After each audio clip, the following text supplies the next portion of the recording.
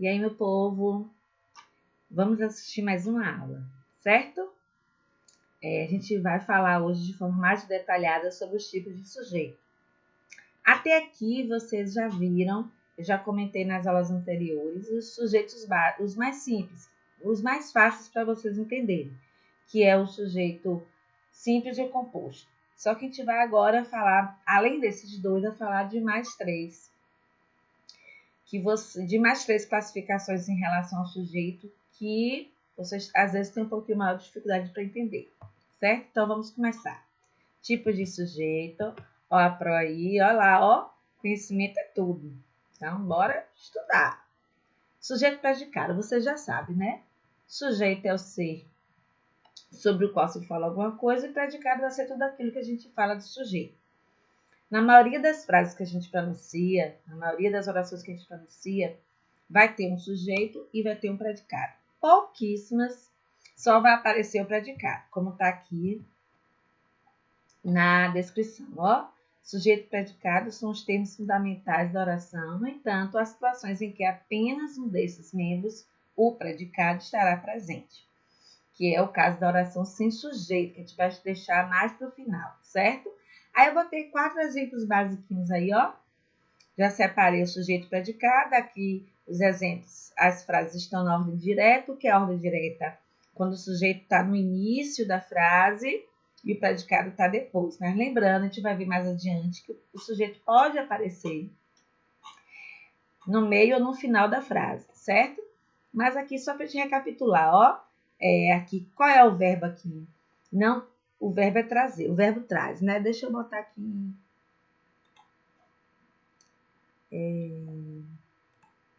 Só para a gente desenhando um pouquinho.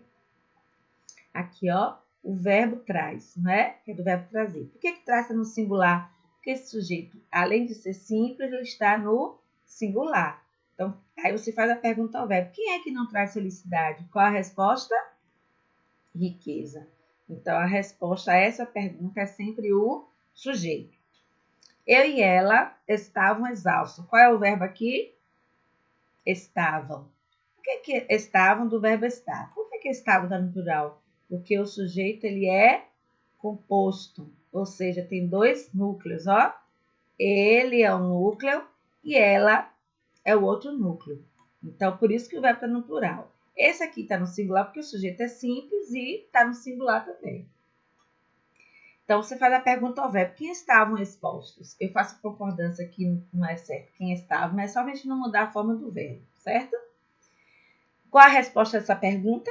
Ele e ela. É só ele que estava exausto? É só ela que estava exausta? Não, os dois. Então, eu não posso eliminar nenhuma das duas palavras aqui, nem o ele nem o ela. Por isso que o sujeito é composto. A criança vibrou com um pequeno presente. Qual o verbo aqui? Vibrou, que é do verbo vibrar. Quem vibrou com um pequeno presente? Qual é a resposta? A criança. Não é? Então, por que vibrou está no singular? Porque o sujeito, o núcleo desse sujeito está no singular.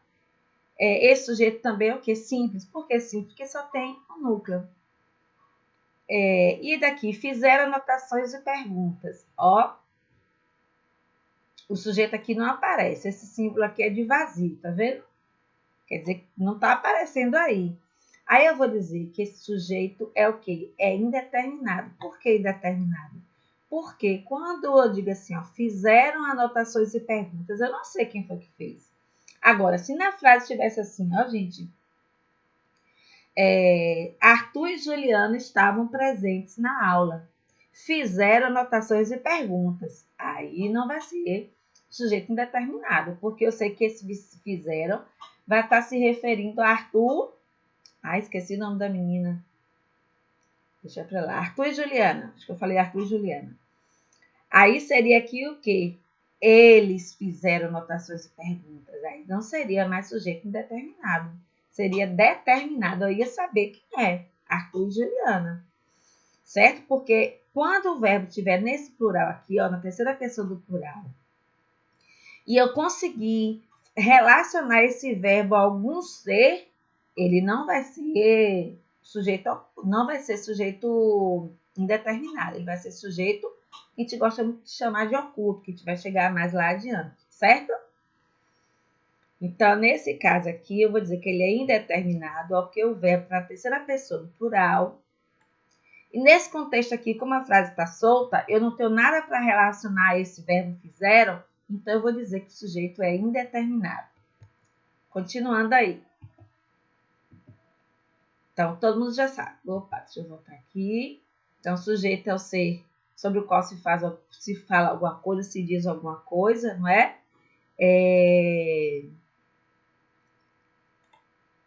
Aqui, o sujeito é o ser sobre o qual é o termo que representa o ser sobre o qual se diz alguma coisa. E o predicado é o termo que contém o verbo. Ó, o verbo vai sempre estar no predicado. E representa aquilo que se diz o sujeito. Aqui tem mais dois exemplos. Aqui é o mesmo exemplo de um lado e de outro.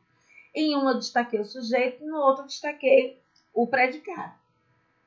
Então, a pequena flor recebia feliz os raios do sol. Então, ó, o verbo recebia aqui. Aí você faz a pergunta ao verbo. Quem recebia feliz os raios do sol? A pequena flor. O de cá. Meus 2 filhos moram longe de mim. Quem é que moram longe de mim? Qual a resposta? Meus 2 filhos.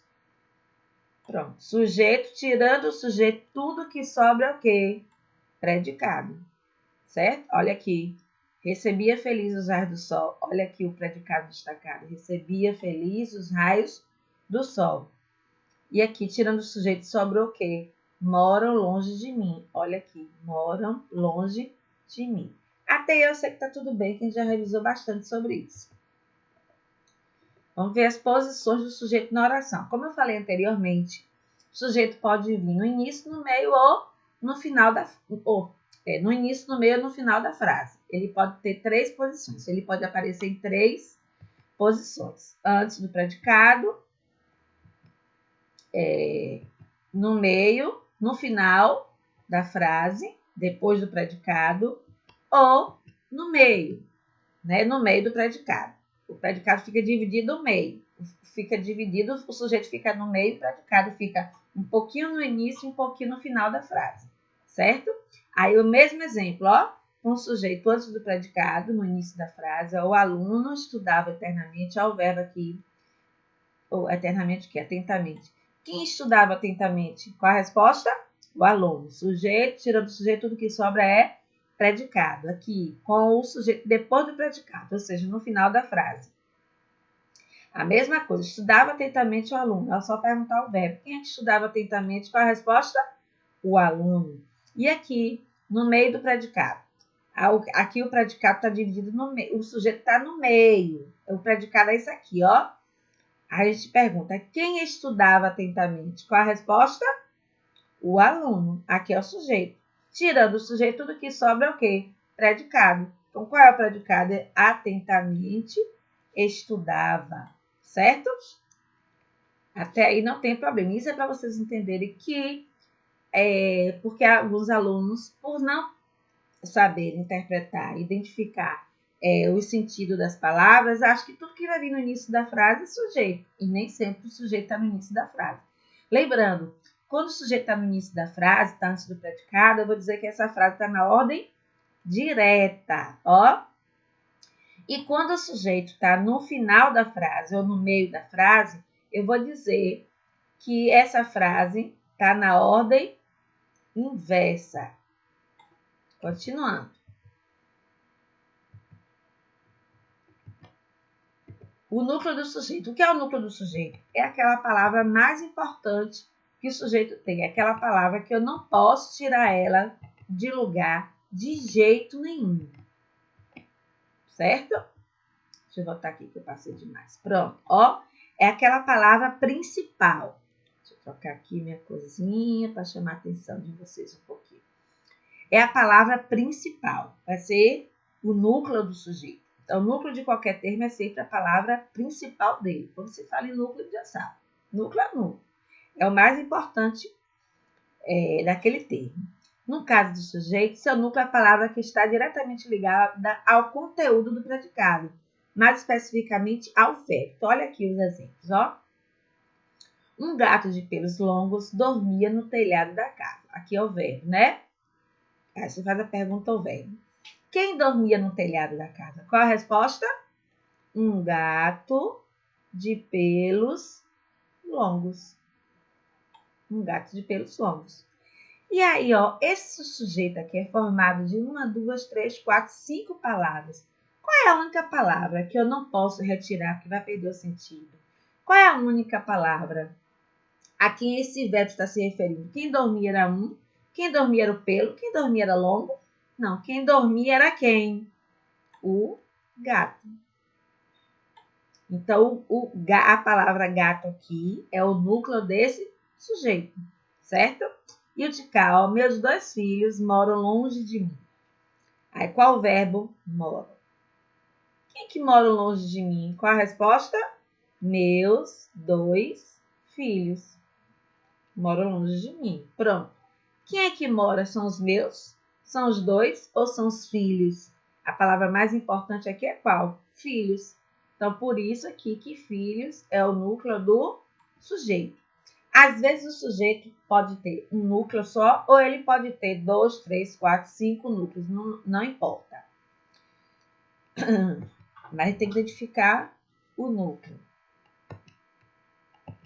Mais 5 minutinhos só, né? Tá gravando. Aí, ó, o sujeito simples tem um núcleo só. Um banco. Vou trocar a coisinha aqui de novo para vocês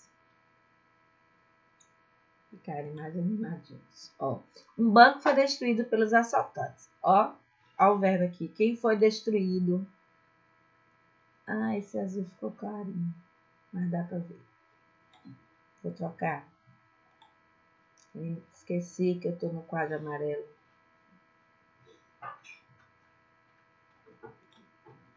No quadro verde, quer dizer. Ó, quem foi destruído pelos assaltantes? Um banco. Aqui é o sujeito. Qual a palavra mais importante desse sujeito? Banco. Então, o sujeito aqui é simples. Quando o sujeito só tem apenas um núcleo, ele vai ser sujeito simples. Composto. Teve mais de um núcleo, é composto. Não importa. Então, aqui, ó. 2 amigos e 2 primos resolveram se aventurar em uma casa abandonada. Quem resolveram se aventurar em uma casa abandonada? Qual a resposta? 2 amigos e 2 primos. Olha, esse sujeito aqui tem quantas palavras? 5 palavras. Qual dessas, ou quais dessas são as mais importantes? Quem resolveu se aventurar? Foram só os amigos? Foram só os amigos? Foram só os primos?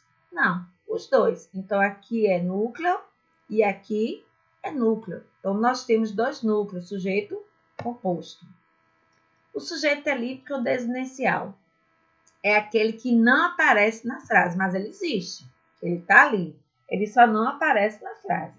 Por que a gente chama sujeito elíptico ou desinencial? Elíptico porque ele está escondido.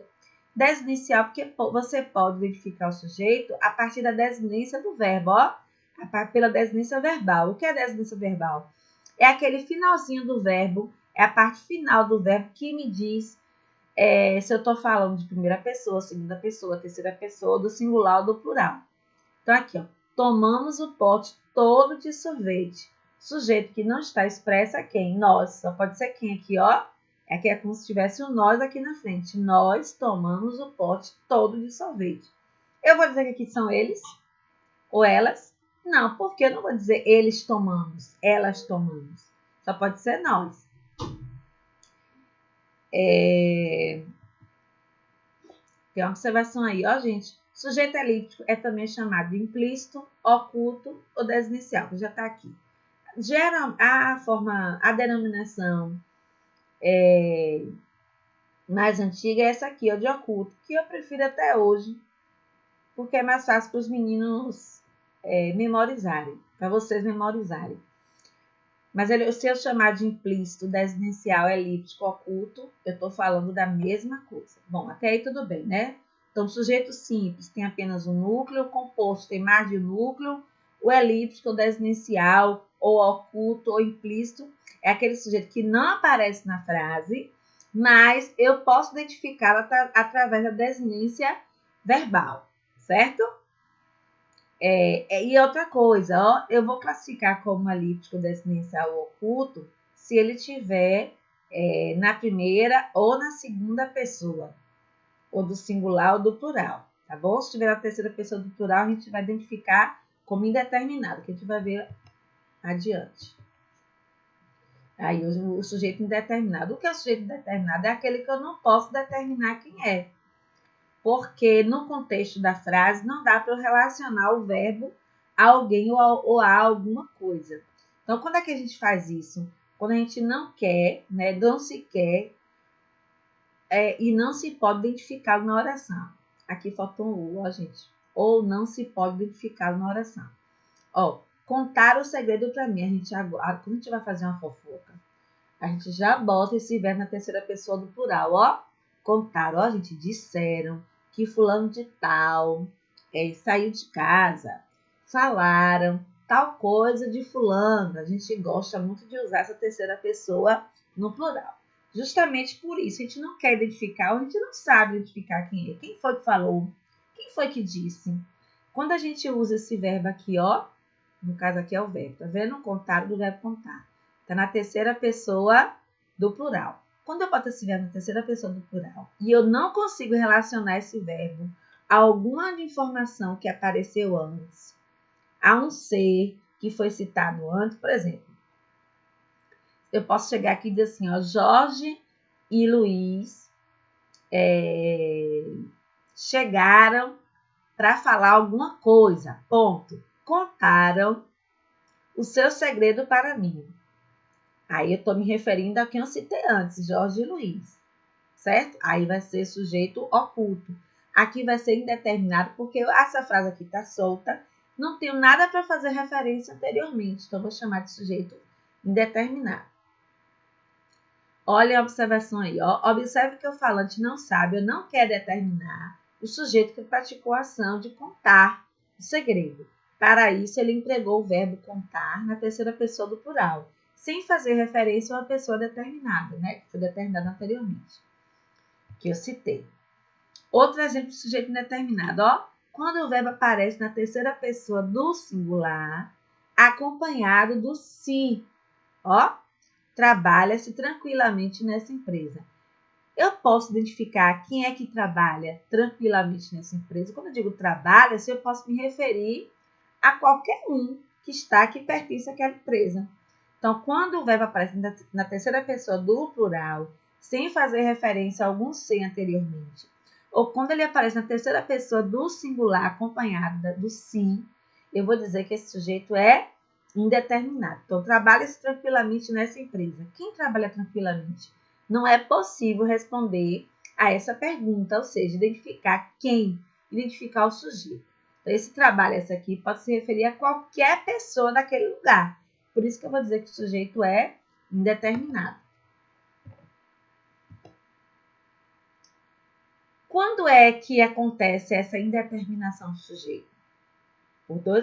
Por duas formas, através de duas maneiras. Quando o verbo está na terceira pessoa do plural, que foi o exemplo anterior, sem referência a seres determinados, como eu falei antes, ó, tomaram um pote todo de sorvete. Eu não sei dizer quem tomou. A frase aqui está solta. Mas se eu tivesse colocado aqui antes desse tomar, tivesse outra frase dizendo assim, ó, Ana Beatriz e Laís Ana Beatriz e Laís chegaram na cozinha. Tomaram o pote todo de sorvete. Aí aqui não seria mais indeterminado. Seria sujeito oculto, porque eu estaria me referindo a um ser anteriormente. Aqui seria elas tomaram, porque eu citei duas palavras do nome do gênero feminino. Mas aqui, ó, o tomaram está solto. Não tem nada aqui fazendo referência anteriormente, tá vendo? Então, tá na terceira pessoa do plural, não tem nenhum ser a qual esse verbo está se referindo, então eu vou dizer que o sujeito é indeterminado. Aqui pode ser eles tomaram, elas tomaram. Então, o sujeito seria eles ou elas. A mesma coisa aqui, ó. Comentaram sobre o rombo da Previdência. Não sei quem comentou. Então, aqui é como se tivesse eles comentaram, elas comentaram. Eu não consigo determinar quem é. E a outra forma, como foi citado no exemplo do slide anterior, o verbo vem na terceira pessoa do singular, acompanhado do pronome se, né? Ó, precisou-se de mais sorvete. Vive-se bem aqui. Então, ó, precisou-se de mais sorvete. Eu não sei determinar quem precisou de mais sorvete.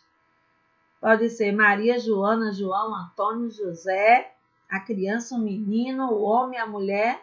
Eu não sei dizer exatamente quem. Por isso que eu vou dizer que o sujeito é indeterminado. E aqui também, vive-se bem aqui. Eu posso me referir a qualquer ser. Então, por isso que ele vai ser indeterminado. Então, toda vez que o verbo tiver a terceira pessoa do plural, ó, a terceira pessoa do plural vai sempre ter essa desinência aqui no final, essa terminação, ó. Tomaram, comentaram, brincaram, disseram, falaram, esconderam.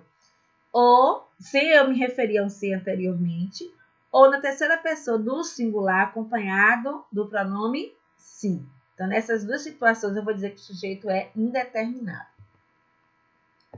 E agora, a oração sem sujeito. É quando a oração só tem o predicado.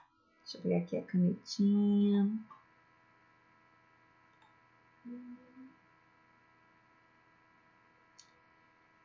Então, quando a oração é uma simples anunciação de um fenômeno, que eu vou anunciar um fenômeno, vou falar sobre algo. É a informação da ocorrência ou existência de algo, apenas a indicação de tempo ou de distância. A oração sem sujeito acontece com. Então, bora ver os exemplos aí, ó. Verbos que indicam fenômenos da natureza. O que são os fenômenos da natureza? Chover, nevar, gear, ventar, trovejar, relampejar, anoitecer, fazer. Mas aqui, né, é fazer no sentido de dizer fazer frio, fazer calor, entardecer e outros. Qualquer termo que se refira a elementos a fenômenos da natureza, ele vai sempre, isso no sentido real, não é sentido figurado não, certo? Qualquer verbo que apareça, que indica fenômeno da natureza, a oração vai ser uma oração sem sujeito. Bora ver aqui alguns exemplos, ó. Primeiro exemplo, escureceu cedo hoje, ó. Eu vou dizer, João escureceu cedo hoje, Maria escureceu cedo hoje, o aluno escureceu cedo hoje, não. Então, escureceu é o fenômeno da natureza. Quando isso acontece, e isso a gente está falando com os fenômenos da natureza de um sentido real, não é um sentido figurado. E aí eu vou dizer que essa oração não tem sujeito, ela só tem predicado. O outro aqui, ó, choveu muito nas grandes capitais do país. Eu vou dizer, a chuva choveu muito nas grandes capitais do país, não tem necessidade de fazer isso. Então, quando acontece isso, também o sujeito, oração sem sujeito. Acho que me atrapalhei no escurecer. Eu falei esse sujeito indeterminado, não foi, gente? Corrige aqui, oração sem sujeito. Aqui é a mesma coisa, ó. Outro fenômeno da natureza, anoiteceu. Pronto, acabou, anoiteceu. Eu vou dizer, eu preciso dizer a noite anoiteceu? Não precisa. Então, essa oração aqui é uma oração sem sujeito, sujeito inexistente. Agora, lembra que eu chamei a atenção que esses verbos que indicam fenômenos da natureza, para eles construir uma oração sem sujeito, eles têm que ter o sentido real.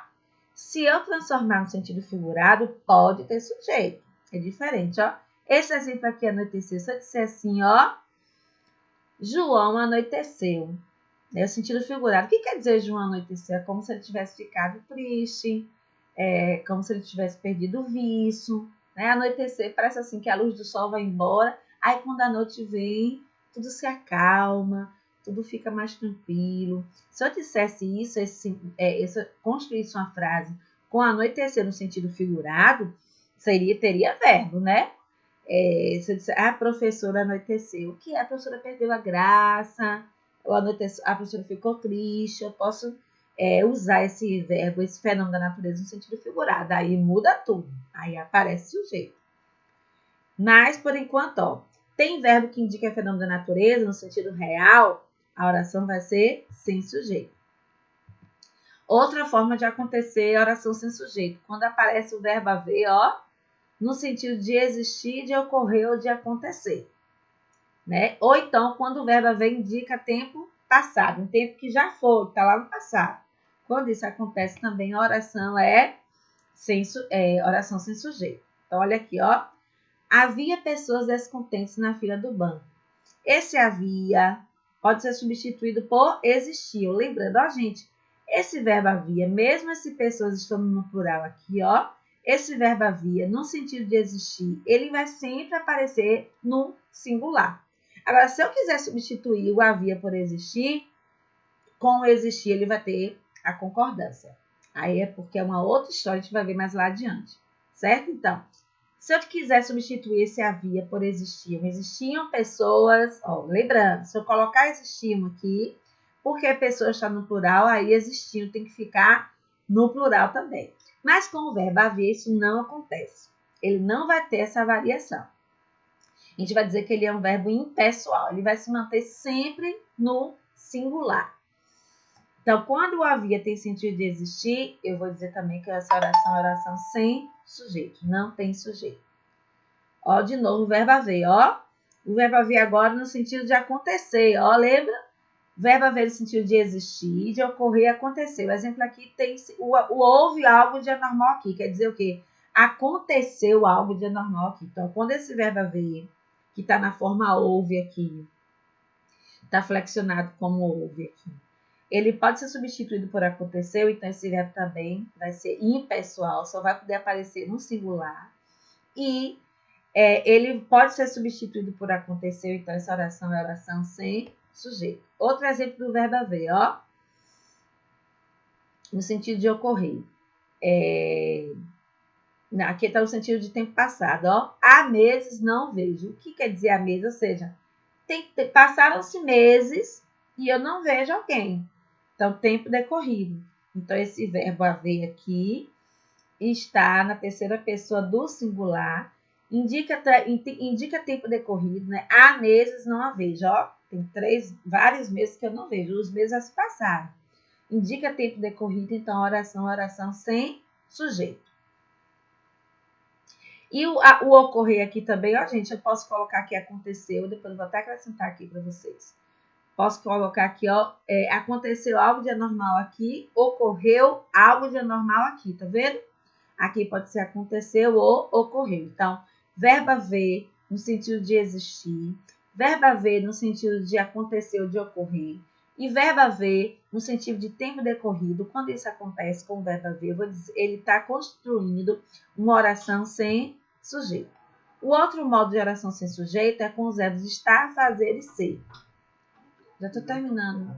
Na indicação de tempo ou fenômeno. Ele vai ficar também na terceira pessoa do singular. Já vou terminar aqui, um minutinho só.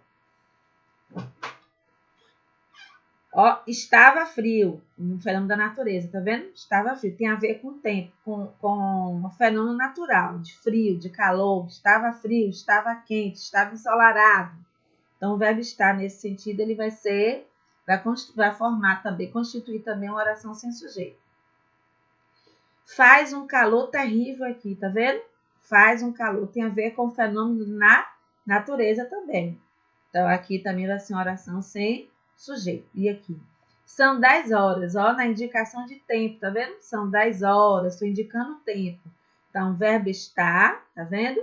Verbo fazer e verbo ser.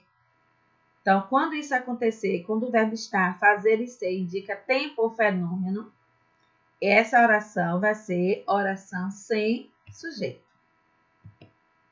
Pronto. Bons estudos e vamos lá. Quem tem dúvida, assiste a aula de novo, certo? Beijo!